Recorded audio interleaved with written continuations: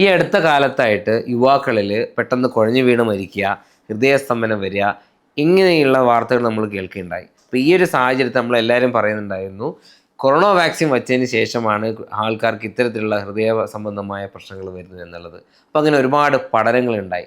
അങ്ങനെ ഇരിക്കെ corona vaccine വെച്ചവർക്ക് രക്തം കട്ട പിടിക്കാനുള്ള സാധ്യതയുണ്ട് എന്ന് തെളിയിക്കപ്പെട്ടിട്ടുണ്ടായി. അപ്പോൾ കൊറോണ വാക്സിൻ വെച്ച ആൾക്കാർക്ക് 0.01 ചാൻസ് രക്തം കട്ടപിടിക്കാനും മയോകാർഡൈറ്റിസ് വരാനും സാധ്യതയുണ്ട്.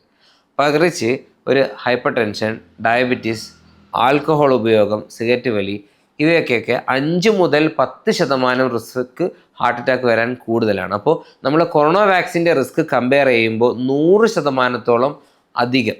അപ്പോൾ അങ്ങനെയാണെങ്കിൽ നമുക്ക് എന്താണ് സംഭവിച്ചത്? അപ്പോൾ വാക്സിൻ വെച്ചത് കൊണ്ടല്ല ഇത്തരത്തിലുള്ള പ്രശ്നങ്ങൾ വരുന്നത്. നമ്മൾ കൊറോണയ്ക്ക് ശേഷമുള്ള നമ്മുടെ ലൈഫ് സ്റ്റൈൽ എന്ന് നോക്കുക. വ്യായാമം വളരെ കുറവാണ്, അമിതമായിട്ടുള്ള ഫാസ്റ്റ് ഫുഡ് ഉപയോഗം, അമിതമായിട്ടുള്ള മധുരം ഉപയോഗം, അമിതമായിട്ടുള്ള ലഹരി ഉപയോഗിക്കുന്നു, മദ്യം, സിഗരറ്റ് വലിക്കുക, സ്ട്രെസ്ഫുൾ ആയിട്ടുള്ള ലൈഫ്, ഇതൊക്കെ കൊണ്ടാണ് യുവാക്കളിൽ കൂടുതലും ഹൃദയസ്തംഭനവും ഹാർട്ട് അറ്റാക്കും കണ്ടുവരുന്നത്.